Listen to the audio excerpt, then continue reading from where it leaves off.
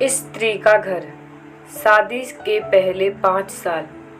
तुम्हें कितनी बार बताया है, मेरे तैयार होने से पहले मेरा नाश्ता तैयार हो जाना चाहिए। शादी के 25 सालों बाद भी मुझे क्यों बार बार एक ही बात बतानी पड़ती है? लता, तुम्हें क्या है?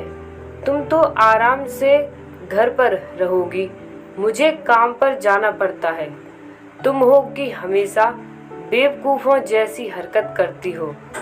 अगर तुम यह जानबूझकर करती हो तो याद रखना, मुझसे बुरा कोई नहीं होगा।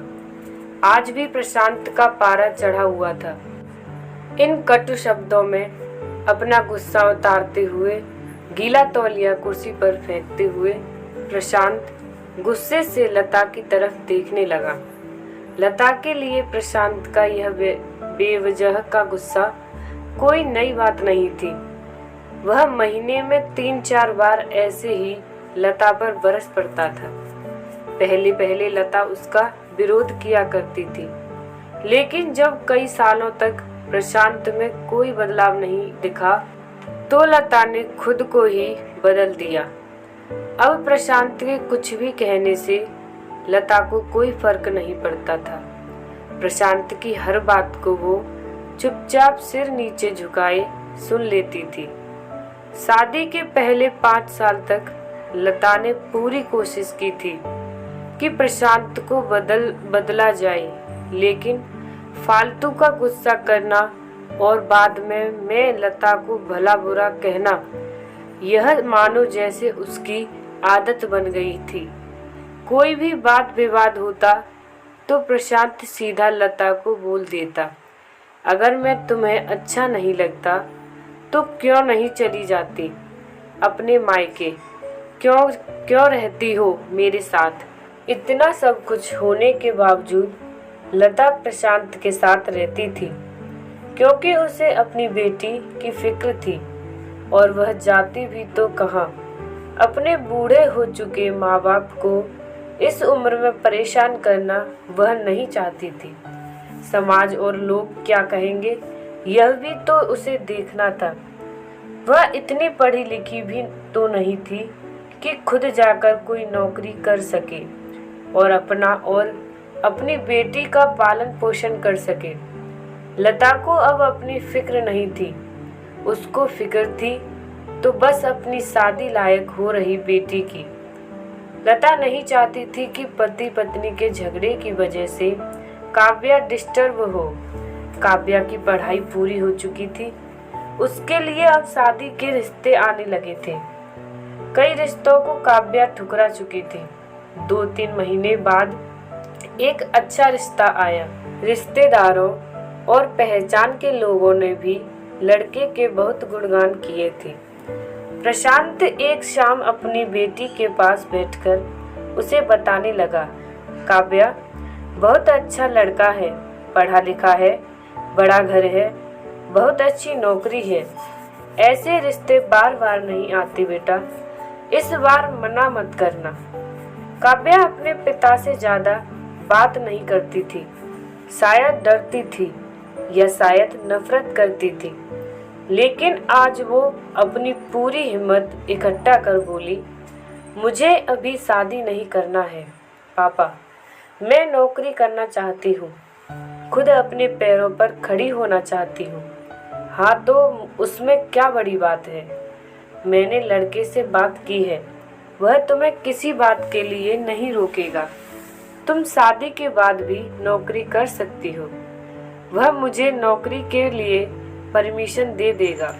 मेरा नौकरी करना या ना करना उसकी परमिशन पर क्यों डिपेंड रहेगा पापा?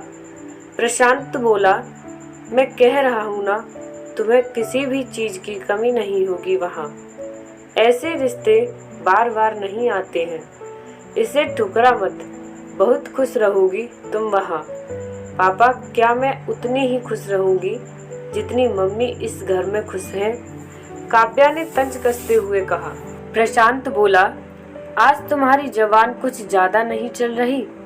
प्रशांत गुस्से से आंखें बड़ी करते हुए बोला, पापा मुझे शादी नहीं करनी है, क्योंकि शादी के बाद अगर वह लड़का आपके जैसा निकला तो मैं क्या करूँगी। मुझे आपके जैसा जीवन साथी नहीं चाहिए जो बिना बात के मुझ पर हमेशा चिल्लाए। मुझे कुछ भी अपनी पसंद का लेना हो तो 10 बार सोचना पड़े, कहीं वह नाराज ना हो जाए। मेरी तबीयत कैसी भी हो उसे परवाह ना हो। रोटी थोड़ी सी मोटी बन जाए तो घर सर पर उठा ले। उसकी चेक बुक ना मिले तो भी मेरा ही दोष निकाले और हर छोटी मोटी बात पर मुझे मायके जाने के लिए कहे। काव्या ने अपना दिल खाली करते हुए पापा से सब कुछ कह दिया। प्रशांत का गुस्सा 7वें आसमान पर था, लेकिन उसके मुंह से एक भी शब्द नहीं फूट रहा था। काव्या उतना ही बोलकर चुप नहीं हुई। आज पहली बार वह अपने पापा के सामने इतना कुछ बोल रही थी। पापा, आपने माँ के साथ हमेशा गलत व्यवहार किया है। आप अपने ऑफिस का गुस्सा बिना सोचे समझे माँ पर उतार देते हैं। कभी इस बात की परवाह भी नहीं करते कि उन्हें कैसा लगता होगा। आपकी बातें सुन सुन माँ ने अपना स्वाभिमान खो दिया। प्रशांत आज पहली बार अपने किए बर्तावों को महसूस कर पा रहा था। वो इतना ही बोल पाया, जो तुम्हारा मन है वो करो, मैं तो इतना बुरा हूँ ना। काव्या ने प्रशांत का हाथ पकड़ा और बोली, पापा, मुझे सिर्फ एक सवाल का जवाब दे दो। क्या आप चाहेंगे कि मेरा पति आपके जैसा हो? अगर आपका जवाब हाँ है तो कर दीजिए मेरा रिश्ता आज ही, और ना है तो मुझे आत्मनिर्भर बनने दीजिए। प्रशांत कुछ भी ना बोल पाया और वहां से चुपचाप बाहर चला गया।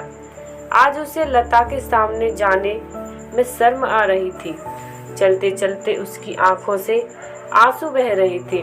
प्रशांत ने आज से अपने आप को बदलने का निश्चय किया। अगले दिन से लता ने अपने पति में काफी बदलाव देखा। वह सोचने लगी कि जो हिम्मत काव्या ने दिखाई है, वह हिम्मत अगर मैं पहले दिखा देती तो शायद आज परिस्थिति कुछ और होती। अब काव्या पढ़ लिख कर अच्छी नौकरी करने लगी थी और 3 साल बाद उसके लिए एक अच्छा रिश्ता आया। और उसकी विदाई पर प्रशांत बोला, बेटा तू हमेशा खुश रहेगी क्योंकि तेरा पति तेरे बाप जैसा नहीं है। प्रशांत की यह बात सुनकर लता और काव्या की आंखों में आंसू बहने लगे। दोस्तों, हमारे समाज में औरतों को भले ही देवी का दर्जा दिया जाता है, लेकिन वह स्वतंत्रता नहीं दी जाती जो उन्हें देनी चाहिए। उन्हें बचपन से ही बताया जाता है कि वह पराया धन है। स्कूल से आने में देर हो जाए तो पिटाई मिलती है। मोबाइल पर बातें करते हुए दिख जाए या खिड़की से झांकते हुए दिख जाए तो शक किया जाता है। माँ बाप का घर तुम्हारा नहीं है, पति का घर ही तुम्हारा घर है। जीवन भर यह बातें बता बताकर उन्हें ससुराल भेज दिया जाता है और एक दिन किसी छोटे मोटे झगड़े में ससुराल वालों से उन्हें सुनना पड़ता है कि इस घर को छोड़ दो और मायके चली जाओ। अब आप ही बताओ दोस्तों, ऐसी स्त्रियों का सच्चा घर कौन सा? आखिरकार वह किस घर को अपना कहे? हमेशा की तरह पूरी कहानी पढ़ने के लिए आपका धन्यवाद। दोस्तों, उम्मीद है यह कहानी आपके दिल को छू गई होगी। धन्यवाद।